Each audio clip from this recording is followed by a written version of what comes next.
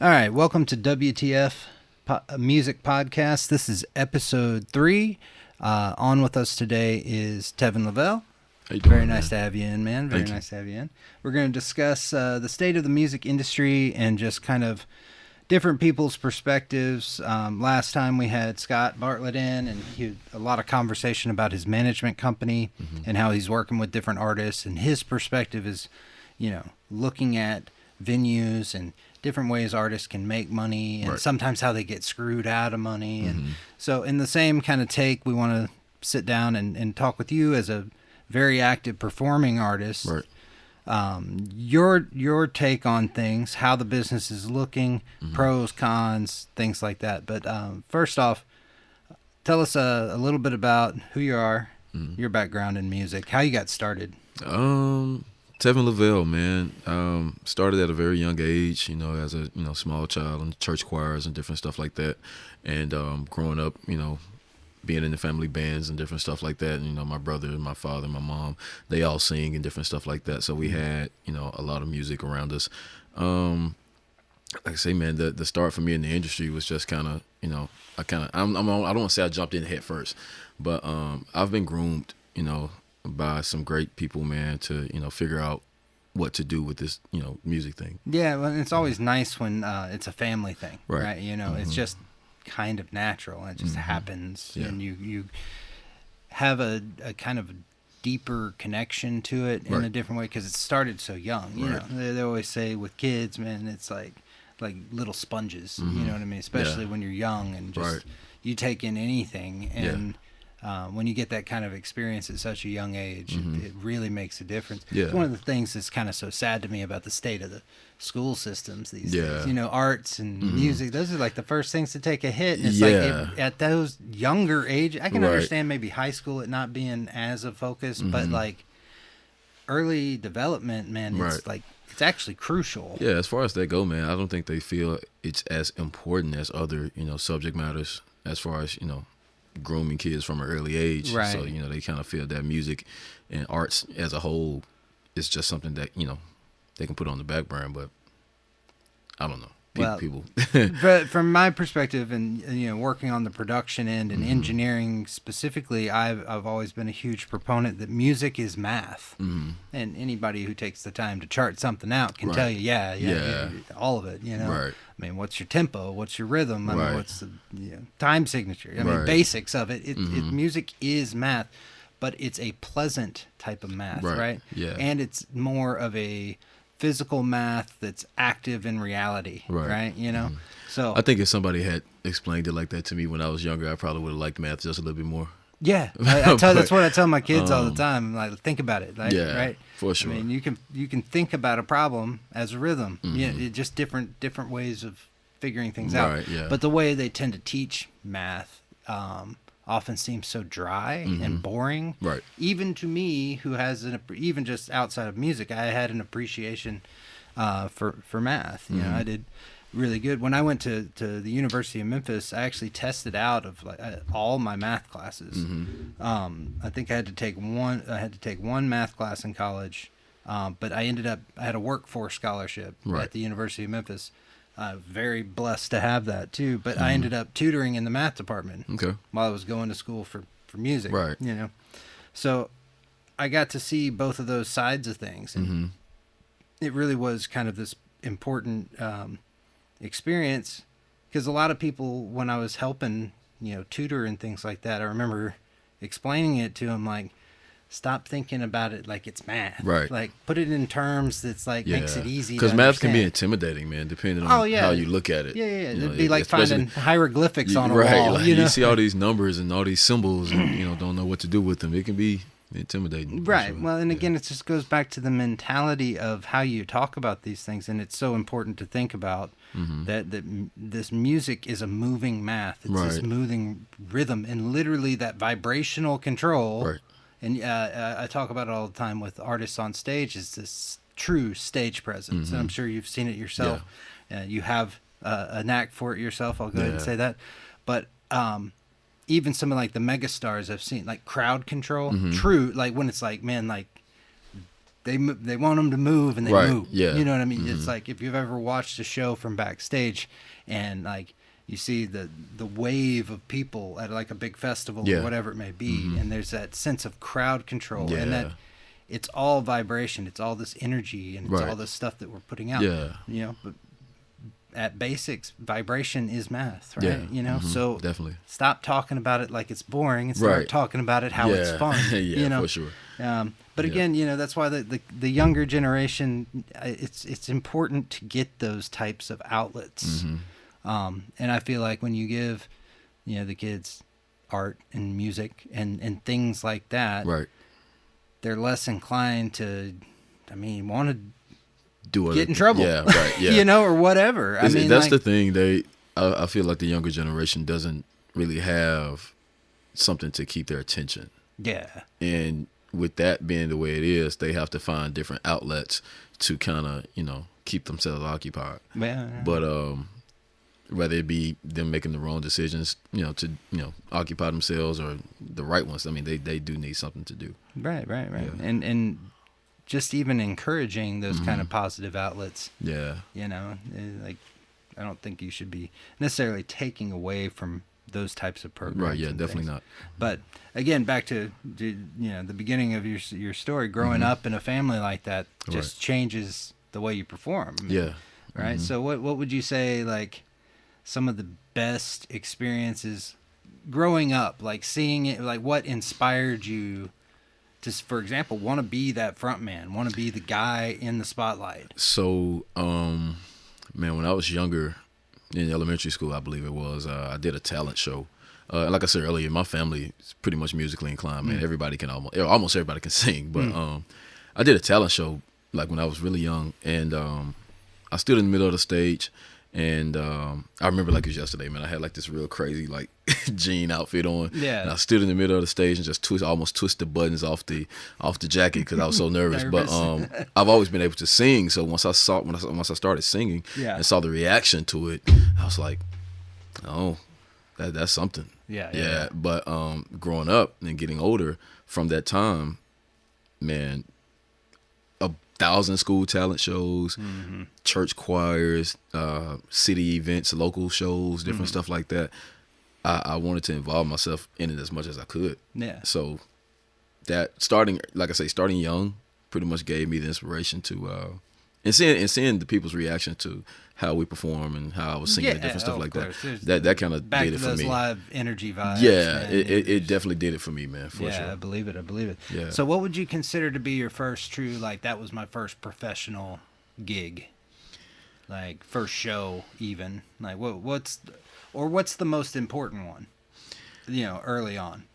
Early on, I believe my most important show, I was older obviously. Yeah. But I did the Star Spangled Banner at the Memphis Redbirds game. Oh, nice. And I had to be, I think 16, 17, something like It's that. a decent sized crowd. Yeah. Especially positioned on the field like Right. that. Like, And even though, like at that point, in the process for that, I mean, any singer who wants to do that, they go through the same process as far as making the videos and the auditioning and different stuff like that. Sure. Even though I received mine from audition, it kind of like, oh, I'm definitely a pro now. Yeah. Like, I'm definitely a pro now. Like, this many people, like, you can't tell me I'm not a pro right now. Yeah, But exactly.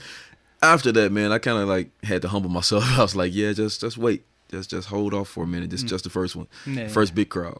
Yeah. And now, man, it's like I recently did FedEx Forum and Landers Center, different things like that. And I see how, you know, it brings back that same feeling from the first one. Yeah. And that's one of the things because you know I played when I was young as well, and very nervous. Again, similar stories. Like I had trouble facing the crowd because I was a guitar player. I had trouble facing the crowd, and this is when I was 7th grade. Yeah. You know, something like that. And it took me a while before it was like, okay, you can accept it. All Yeah. eyes are, Right, yeah. are actually on me Yeah. right now, and it's all right. But I had, you know, some of my other friends, you know, they get violently sick before a performance. You know, I mean, it's just those nerves. Yeah. And I guess for anybody else out there that's kind of, you know, working on live performance and doing those kind of things, like, is there a particular routine you do to prep for a show? Like, is there things to get the jitters out, or like what's? So usually, and somebody told me recently I did Jingle Jam, the Jingle Jam concert. Rick Ross, myself, DJ Paul from 36 Mafia. Right. We did that concert at the Renaissance Convention Center downtown, and before I started singing, my drummer, he was like, "Are you a boxer or anything like that, man?" I was like, "No." I said, "Why you ask me that?" He was like, "Cause you keep bouncing around like right before you go on stage, and like you keep like almost like all swinging in the air and stuff like that, and like moving your arms and shaking your arms." I was like, "That's just my hype, for myself, like just prepping myself up." I don't really get nervous anymore. No, Like it's not at this point. It's like I look forward to the big crowds, and I kind of like feed off of the big crowds, but like. At that moment where you're about to go on stage in front of, I think that particular concert had maybe 10,000 people. Yeah. And right before you go on stage and grab the microphone, like they literally handed me my microphone before I walked up the steps to the stage. Yeah. But right before that second, right before you walk on stage, man, that's when everything starts to kind of like rev up a little bit. Oh yeah. And man, you get out there, it's just electric, man. Well, and it's electric beforehand. That's what those jitters are. Yeah. It's the anticipated energy of what's about to happen. Right. So like to me, that makes total sense. It's like to move around. Stay loose. Getting it out. Yeah, exactly. Yeah. Almost like before you would go run or right. Before It's like you a go physical do a sport. It's like a physical excitement. Yeah, exactly. Exactly. So it's got to go somewhere. Right. You Yeah. can't just contain it. Yeah, for sure. Yeah. So, and you don't want to go out there with too much energy. No, right. Because yeah. then you're out of control, or you're and that's exactly what it is, man. Finding that balance to be able to get through the shows and different stuff like that, and just be able to get the jitters out and stuff like that. Yeah, and the old adage, the show must go on kind of mentality. It's like it's about the show, right? It's about this experience. Right. And when you get to that, I would say on the other side of that fence where you're thinking about it as a professional now, you're thinking about the audience enjoyment. You're really paying attention to, it's not about the performances, it's about the show. Right. And there's a big difference. I think I saw you post something about this maybe the other day, or I've seen quite a few people around town here in Memphis mention this, but there's a huge difference between practice time and rehearsal. Yes. So I wanted to get your take on some of that, because it is, and I always thought of it this way, and in this side of the business, we talked about it that way, is that you practice on your own time. Right. When we're rehearsing, we're running the show. It's about the show itself, you know, and just wanted to get your take on what that means to you, and maybe what you see that's not happening all the time out there. Like, as far as what I meant, I'm sorry. As far as what I meant by that, man, I see, I know a lot of singers, man, in the city. And outside of the city, but it became a thing recently to where rehearsal became so important to everybody at one time. And when I was looking at different artists and different performers and stuff like that, I would go support, and I would go try to lend my support in any way I could, but I would always see repetitive shows. And when the idea of rehearsing came up, it was really a thing, like, this band isn't rehearsing because they're playing the same stuff every week. Right. They feel like they already know it. Right. And that was my whole take on it. And I think people kind of like took it to left field with the way I said it, but I basically said I wouldn't want to rehearse either if I'm doing the same 20 songs 3 to 4 nights a week. Right. Like, if I know these songs, if I feel I know these songs, I'm also going to feel like I don't have to rehearse on these songs because we do them so much. Right. And I think people took it as me basically saying nobody rehearses. Oh yeah. Nobody wants to rehearse. Taking it to an extent. Yeah, and I'm like, it's not that.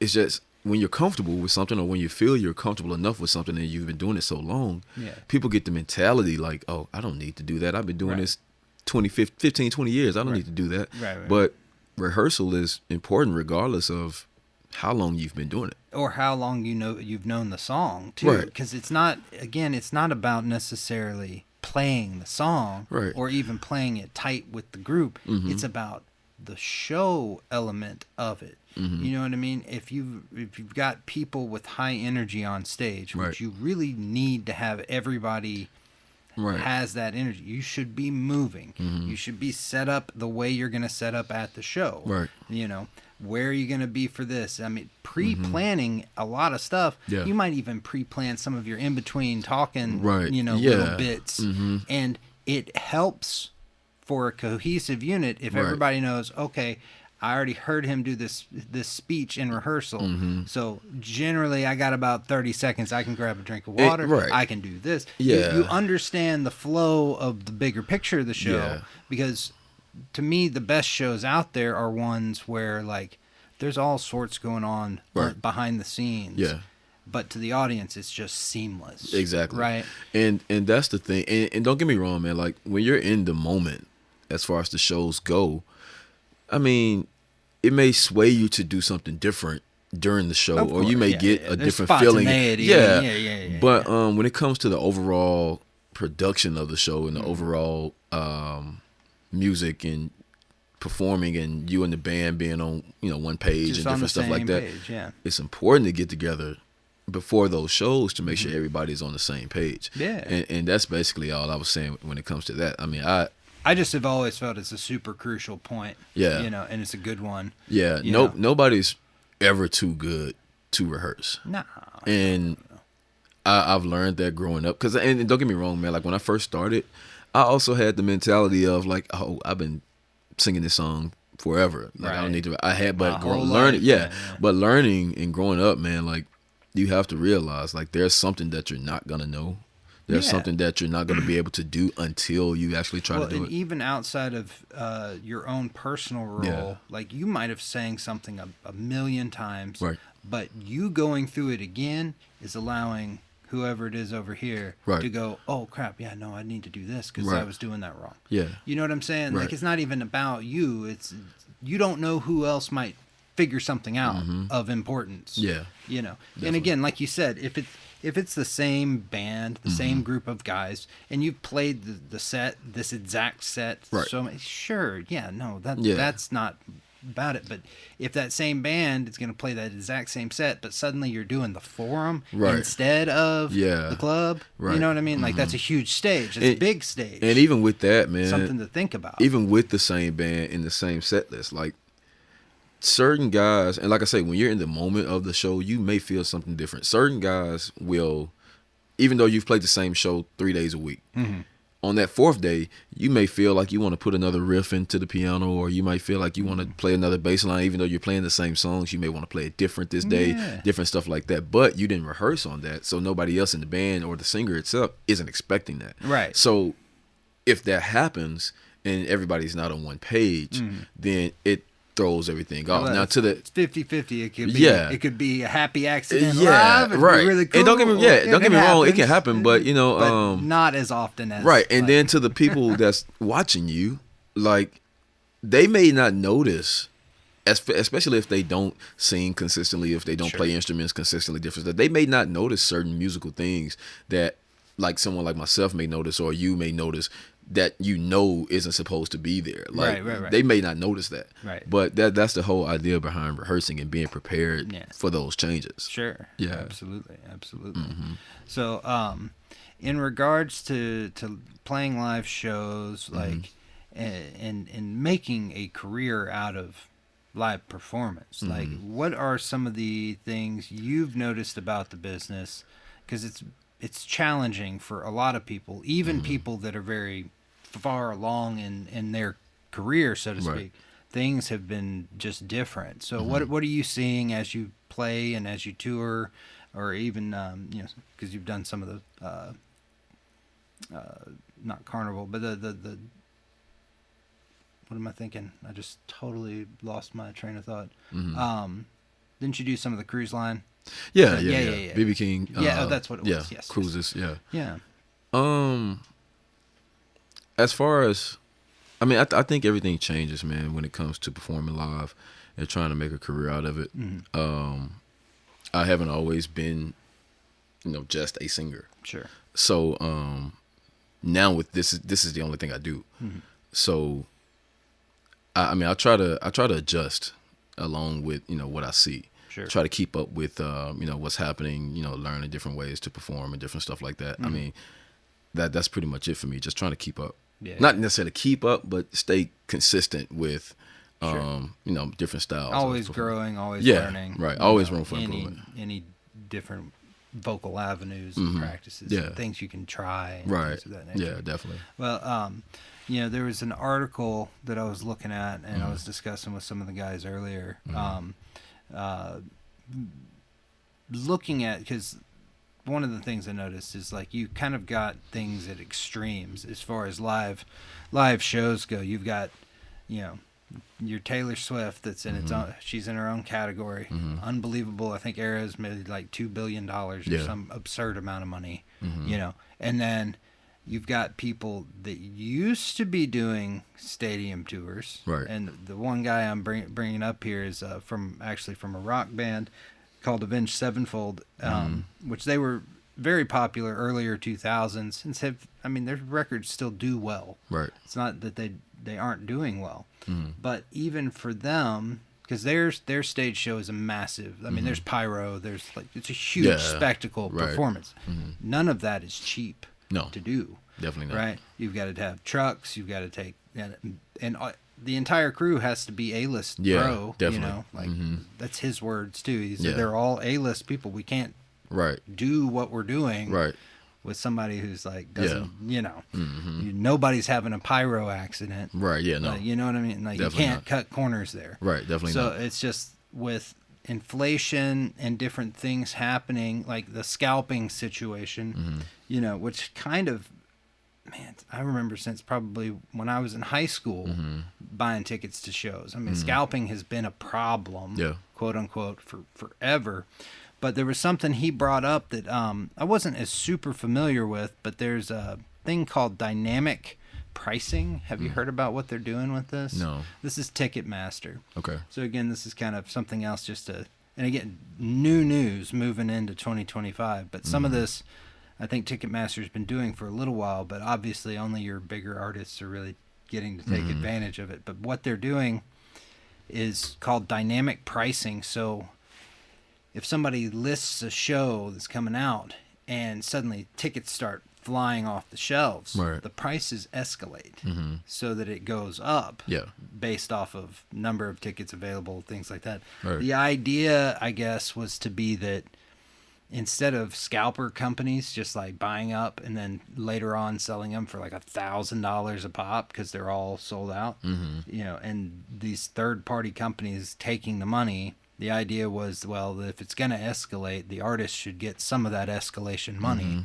which to a degree does make sense, but it's a really seems like a piss poor solution. Right. Yeah. Yeah. To me. Yeah. No. You know what I mean? It just is, and it's a very tough industry to understand because a lot of bands you're not truly necessarily making your money just playing the show. Right. That's why there's the merch table. Right. I mean, you need to sell things. You need to do a bunch of other things to bring in the revenue. In the revenue, keep gas in the tank, one show to the next, so on and so forth. So it's just really interesting to see that, and I can comfortably say at least in 2010, 2011, these guys were doing sold out stadium tours across America, across the world. Yeah. And now, they're looking at it and going, we have to start being selective about which shows we do. Right. Yeah. It's got to make sense. That makes sense, yeah. And it's another reason why a lot of people like to tour in Europe, because at least there you've got multiple countries and the travel time's short. Yeah. You know what I mean? Right. Just short little hops. Yeah. As opposed to if you're going to play in New York and then eventually you're going to play in California. Yeah. That's a lot of hauling and driving for a massive show. Yeah. So, just trying to sort out and get people's opinion on some of the best ways to make things feasible for artists like this. Like for your more independents or even just, lower level label artists even.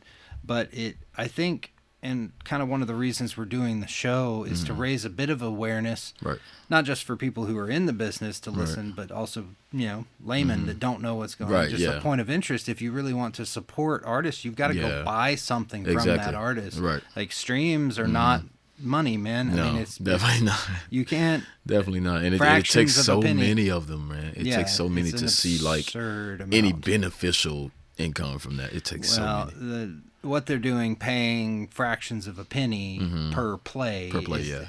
Who made it legal to break a penny into? Right. Like, come on, man.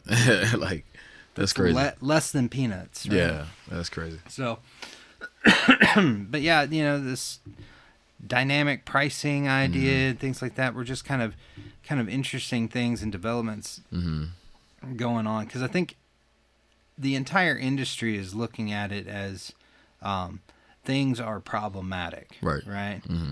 But nobody apparently seems to have a clear solution or even being a true leader in a, hey, let's do something different. Yeah. They just seem to be kind of milking the machine as long as they can until it falls apart. Yeah, just getting it how they get it.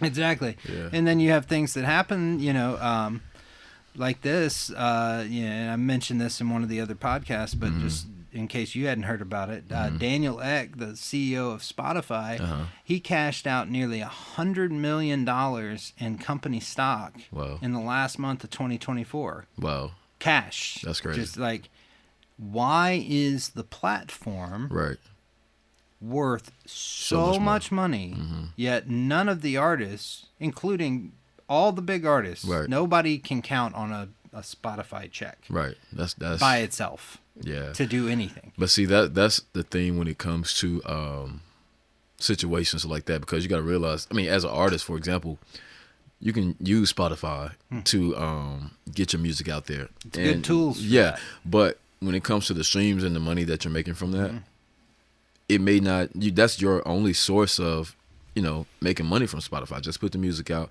rely on the streams to make you, something. Yeah, something. Yeah. But as a CEO of Spotify, like I don't really necessarily know what the situation is with that, but from what I would think, you have so many different ways to make income from that as a CEO. Advertising. Right. It's advertising. All advertising. You got people money. paying for memberships. You got, I don't necessarily know if you're getting a share of the streams that's coming.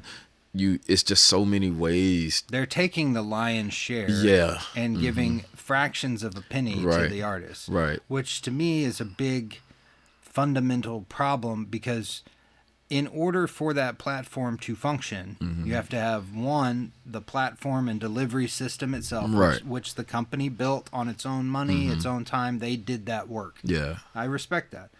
But what's not happening is the other side, which is the content creators. If you think about it in simple business terms, platform, content creators. The people making all of the content are not getting even remotely a share. Right. Let alone a discussion about a fair share. Yeah, but see, that's, the whole thing as far as how they're sustaining their business. Like, I don't think Spotify or any other, streaming service like that, it won't work for you without the artists or the content creators. Yeah. Like, you obviously need. If there was a mass, like, leaving of all the artists from even just one platform, you know what I mean? Like, the fundamental radical, like, they would flip. Right. And the reason that this is happening the way it is again, now it's back to some of the outdated laws that are on the books in this country in regards to intellectual property and how things are broken out and managed. But it was all done back in an era where it was physical product, vinyl, cassette, CD, and advertising was 100% an expense of the company doing it. And if they had a chance to do advertising that in return made them money, of course they would get 100% of that money. But the business model has changed. That's not the business model anymore. This is now a situation where it is 50-50. You have to have the built platform. You have to have the content. Yet the share of the profit, there's no legal on paper reason that they have to share that advertising. And they know that. Oh yeah, they're They fighting know that, it. right? I mean, they literally are holding things up in court. Yeah. To avoid this changing Right. as long as possible. Right. Yeah. But the thing is like it has to, Mm-hmm. because what they are doing in this particular case is maximizing their own personal profits. Mm-hmm. But what's going on that they're not really, I guess, don't care or maybe Right. aren't fully aware of is when the true talent out there Right. can't make a livable wage off of their art. Especially They after you've stop- given them a, not necessarily a promise, but if you've given them a way to benefit from the income. Yeah. Like if you go against that, Yeah. like it's just ridiculous. Yeah. That people wouldn't be able to. I would hate for an artist to say like, "This is how I survive," Right. and you look at their streaming numbers or the income that they're receiving from it, and it's little to nothing. Yeah, it's Like- it's preposterous Yeah. what's happening. And the company is worth so much money now. Mm-hmm. I mean, Spotify broke a $1 billion market cap, I think, right? Yep. So you have to think. You could argue exact percentages, but some of that advertising money, because it is the primary source of money generated. Right. Primary source is advertising, and like you said, those month to month excuse me, the subscriptions Right. that are all built into it. It's all the money is made from that. Mm-hmm. There is no money being generated Right. from just somebody pressing play. Right. Yeah. And it's not a sale. No, definitely not. Right. So you could argue about that's something they can argue about in court, and actually making a new law for this stuff. Yeah, because I think they have those things as far as to what you just said. Like when you're using the streaming platforms to listen to artist music or any content, you press play and you may hear a minute of it, and then they cut it off, and then something pops up, be like, "Hey, pay such and such." Yeah, to, that's you one of know- the more either free or the cheaper subscriptions, and then you can pay more and have Right, ad yeah. free, Yeah. whatever you like.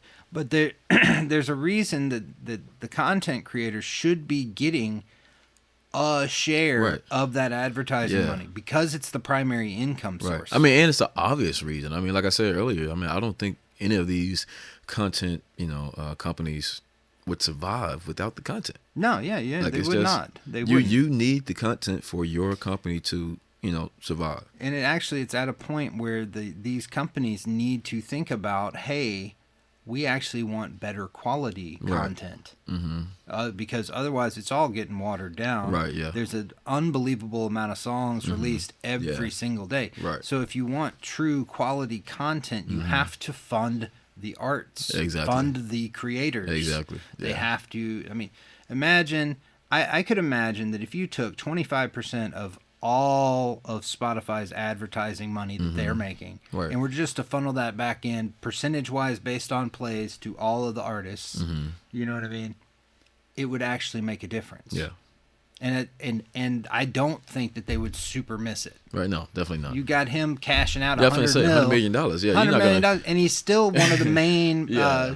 shareholders. Yeah, you're definitely not gonna miss like, that. Yeah. I don't think that they would miss it, especially no. because that's on new advertising money. Right, Like every month when it comes in, 25% we get just set Yeah. aside. Right. I don't see that crippling a company. No, In definitely fact, not. I see it benefiting the company because you would get content creators who can afford to make better content. Exactly. Yeah. Right. And eventually somebody's going to have to make the decision that quality is more important in the long term. Right. I'm not saying you have to go 50-50 and the company doesn't really make anything. Right. That doesn't make any sense either. But there needs to be a fair share. Yeah. so that you can get those guys that are really good Right. making more and making better. But it'll also take someone to bring that conversation up to the higher ups as Yeah, far yeah, as, yeah. because they're not making the content. No. So they're not thinking about how, the shares are affecting the content creators. No. They're not thinking about that. Well, and again, back to the music of the business is it is incentivized a quicker, faster mentality Yeah. when it comes to recorded music. Right. Instead of taking the time to get something that might even be, dare I say, lasting Right. and timeless type of music. Yeah. Everything is shorter, quicker, Right. less, and more cost effective. Right. You know, and that's not a good No.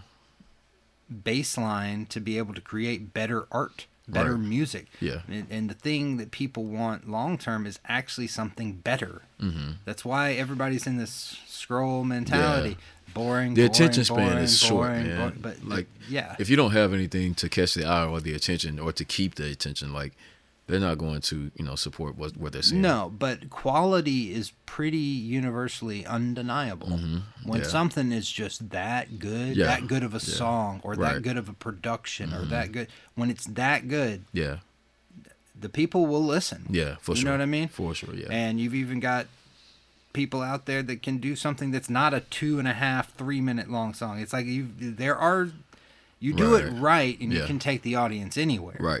But it takes time and Yeah. money and Right. effort. Yeah. And for a lot of songwriters, a lot of heartbreak sometimes. You know what I mean? Life adds up in order to create some of these things. Right. Yeah. And those are tolls that you can't exactly measure in a dollar. Yeah, definitely You know not. what I'm 'Cause saying? I tell people all the time, man, like, a lot of my music that I write is, I like to say I don't write until something happens, because you can kind of feel it, and you understand what the story is. Yeah. And I've been writing like that, man, since forever.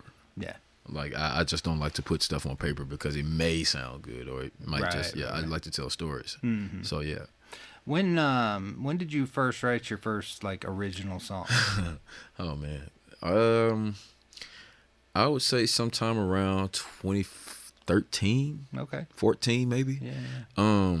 My brothers used to have a in-home studio of, basic, studio equipment that we would use back then. Yeah. And man, my brother had a group that he was in.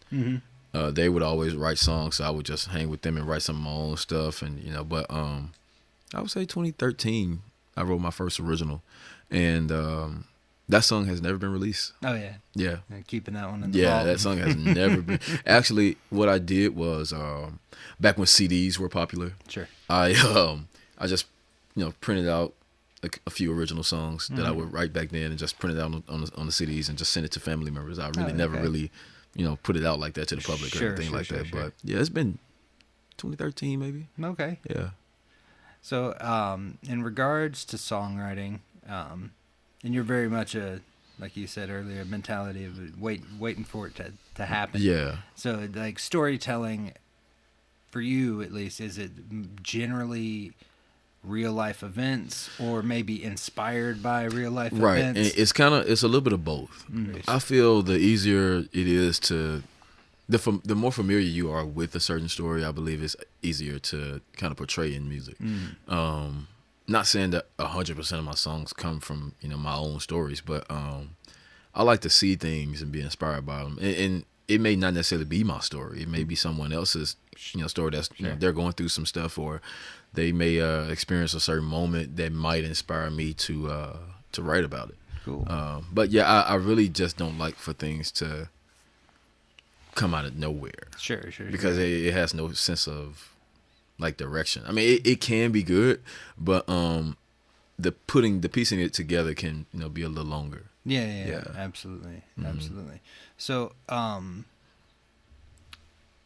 is there a particular, as a songwriter, do you aim to do a certain number of songs each year? Is it something you, even if you don't keep it, do you sit down and just practice write? And, Yeah. stuff like that. What's some of your methodology? Yeah, what I do usually, man, is I kind of just like to, like I say, find different ideas. Like I say, whether it be from me personally, or something that I just kind of ran across that might inspire me to write. I write snippets of certain things, and a lot of times when something will pop up in my head, I'll just jot it down on my phone or something like that, or just put it on some paper. I'm old school. I still use pen and paper.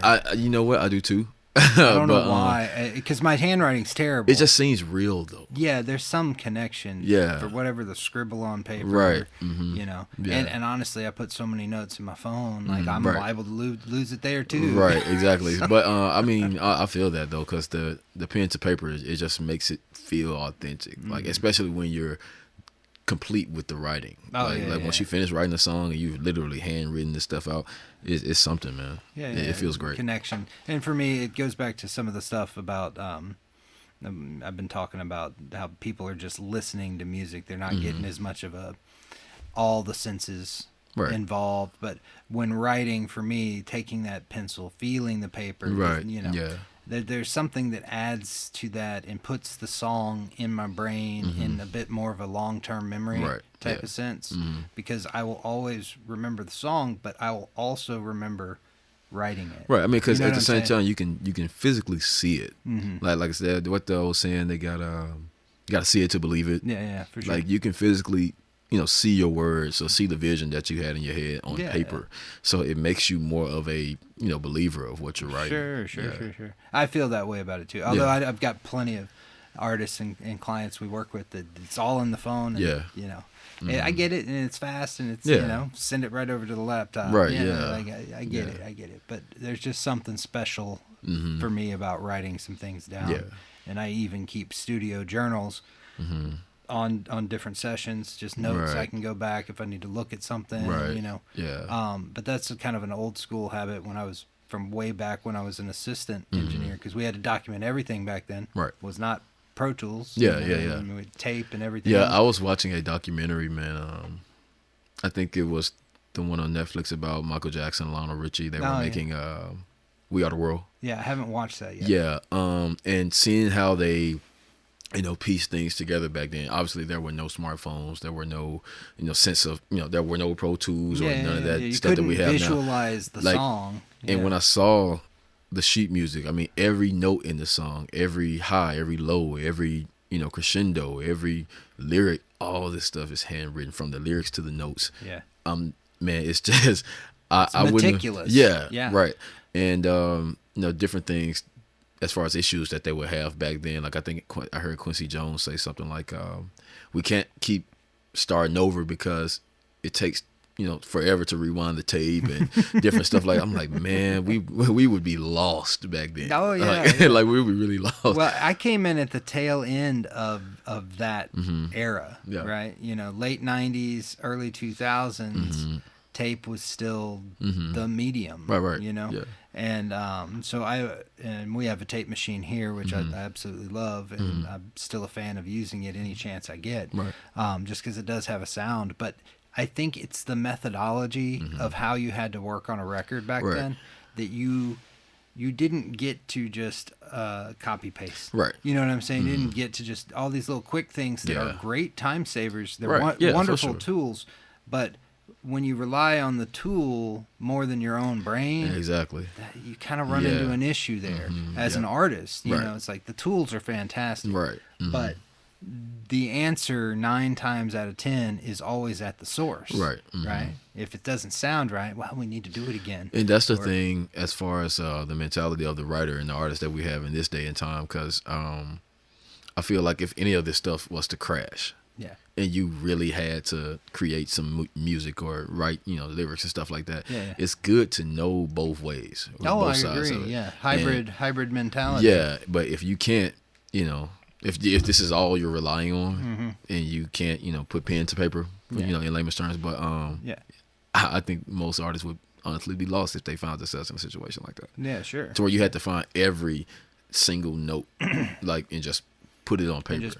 And make it sound. And I'll give a practical example of this. This originally came up for me back in the day because there were a lot of bands running tracks live for different things. What happens when the track goes out? Right. You know what I'm saying? Right. Can the show still go on? Right. Like that's the kind of thing. Like even without anything backing you up, because you can't. The worst thing you can do as an artist when there's a technical problem is just stop. And just freeze. Like, it's the worst. And it's hard. It's bad. Whether you're just talking to the crowd, or because it's only so much you can do in that situation until the audience starts to get bored, ready for something else. Like get the party back. They're there to have a good time. Right. Yeah. And technical problems and issues and things. These are things you have to plan for as a live performing artist and playing shows. Like when everything goes wrong, Right. the talent alone should keep the room engaged. Yeah. You know what I'm saying? Yeah. Like, and you should be confident enough in yourself Right. to be able to do that. And it happens in so many ways, man. I mean, I know even just last night I did a birthday show for someone, and before we started, we were putting the equipment and stuff up, and the monitors and stuff. One of the monitors that we were using that was like a real necessity for the show. The power cord was missing. Oh no! And we had already set up everything, Mm-hmm. and I'm almost panicking, but at the same time I'm like, okay, I'm just gonna find a way to kind of keep them engaged until that cord gets here, and then we're gonna. And 20 minutes later, like we get the cord and the show goes on. But it's just about knowing what to do in that situation. Yeah, but then it's all in this business, smoke and mirrors, right? You know, like it's all trickery and keeping, if something's happening over here, keeping the audience engaged Exactly. over here, and they don't need to know or pay attention to that, you know. And that's again a sign of a professional showman, Right. to a degree, and being able to. And this is kind of one of the things that makes live shows exciting, being able to think on the fly like that. Yeah. You know, being able to just snap decisions, Right, yeah. and just, all right, we're doing this until that thing over there that nobody needs to pay attention to is done. Yeah, You for know? sure. Yeah. So it's always really cool to kind of hear different backgrounds on how to think about your art or your even the technical business end of music that way. And again, back to the Michael Jackson reference, or anybody from earlier eras, was that because of the lack of the tools, Right. you had to do things in a certain way that by the time, for example, Michael Jackson went out to perform Thriller the first time after the record had come out, Right. he knew that song and out. inside Yeah, and out, for like sure. dreaming it. Right. You've gone over it Yeah. in so many different ways, meticulously, front to Yeah. back, so many times. Right.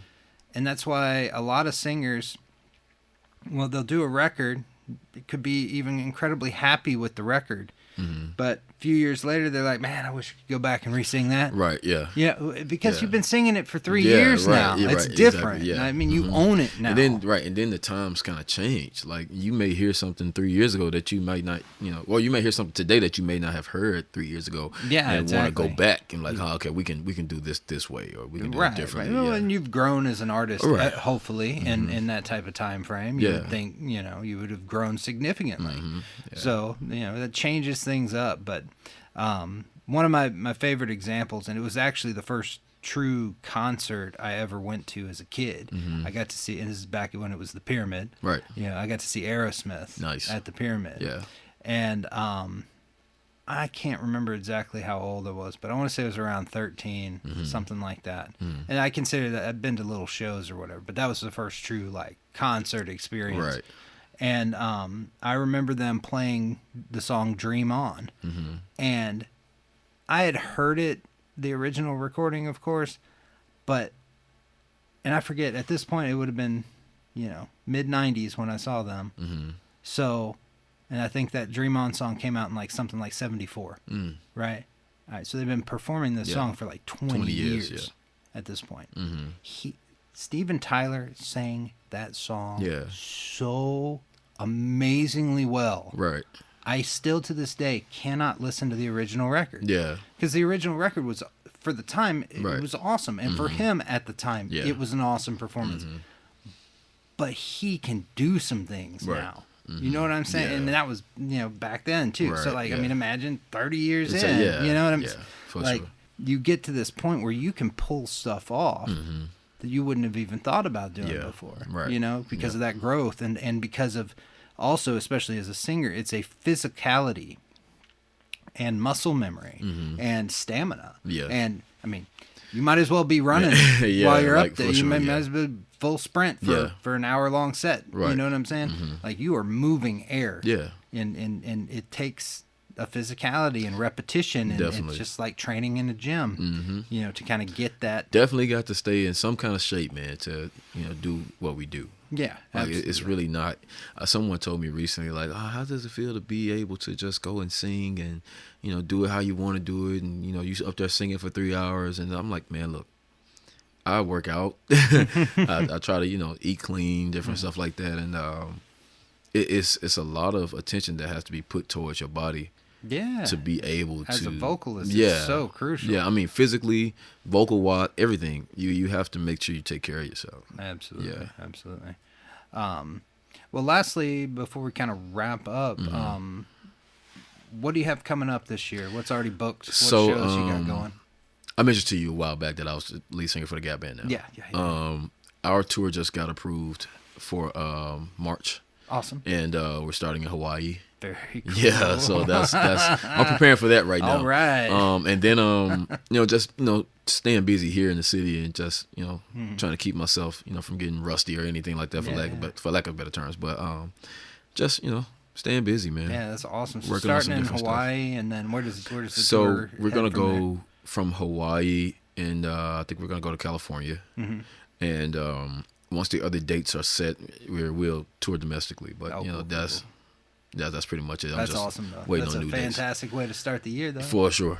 And the crazy part about it, like, I was actually supposed to start this tour last year, but there were some other things that were, you know, going on at that time to where we like, okay, we need to wait on this. Yeah. But now it's a green light, man. That's so, awesome. Fantastic. Yeah. Congratulations Thank you, on man. that for sure. Yep.